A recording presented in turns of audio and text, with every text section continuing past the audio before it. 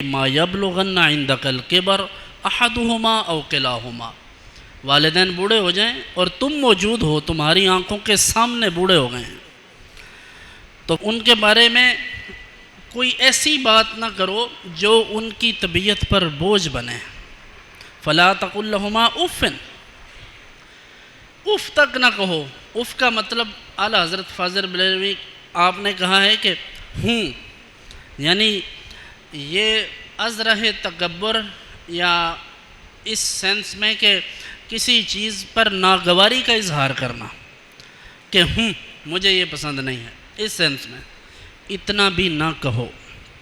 تو جن کو اف تک کہنے کی اجازت نہ ہو، کیا ان کو گالیاں دینا،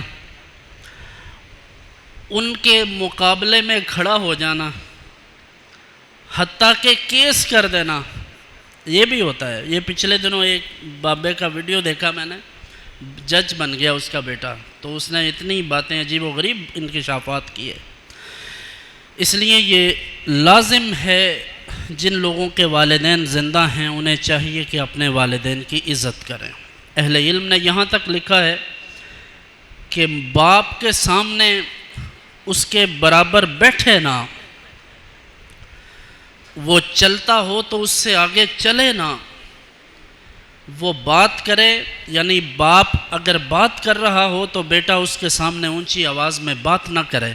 اگر وہ دنیا سے چلے جائیں تو سب سے پہلا جو آپ کے ذمے ان کا حق ہے وہ یہ کہ ان کے لیے دعائے مغفرت کریں، مغفرت کا اہتمام کریں، دعائے مغفرت کا، ایصال ثواب کا اہتمام کریں۔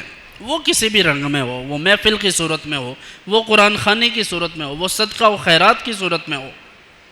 اور پھر جو ان کے عزیز و اقارب ہیں، ان کے دوست ہیں، والدین کے دوستوں کو اپنا دوست رکھیں، اور جو اعمال خیر اپنی زندگی میں وہ کرتے تھے ان تمام اچھے اعمال کو آپ بھی جاری رکھیں۔